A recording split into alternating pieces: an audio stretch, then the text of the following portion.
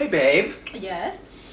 I've got to thinking that in all of our culinary exploits, that means cooking, Thank you. I was confused for a second. one thing people tend to not know, how to really properly make what kind of egg? Potentially a hard-boiled egg. Hard-boiled egg. Yes. And, Why are you showing people how to make a hard-boiled egg?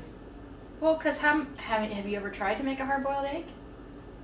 I mean, getting it right. Yes. And then doing what afterwards? How do you eat a hard-boiled egg? What do you have to do first? Crack it.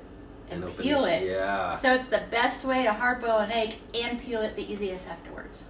I think you need to show people how to do that. That's what I'm going to do. Okay. Okay, so first step is you get your pot of water. You turn the oven on.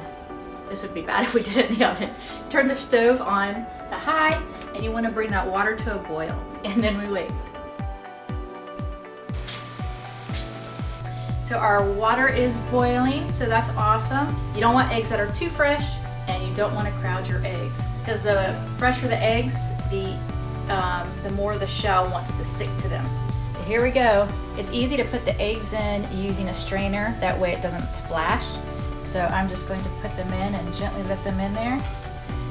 So now we want to boil for 30 seconds and then simmer for 13 minutes. 13 minutes is almost up from them simmering. All right, we got our eggs, strained eggs. I'm gonna pour in cold water. This helps stop the cooking. All right, so now we just tap on the edges. You start on the large side until it starts to crack. Go to the small side until it starts to crack. And just kind of go all the way around. Then you just start to peel, and look at that. Wow.